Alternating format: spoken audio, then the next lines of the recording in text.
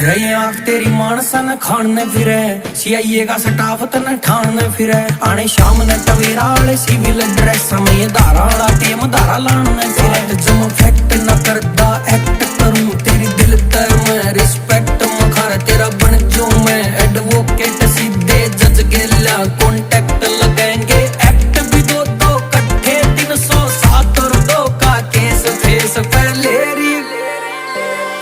पहले री गजब करे से आँख तेरी वेपन कर है कलेस काल जे फूक दिए जमा डरते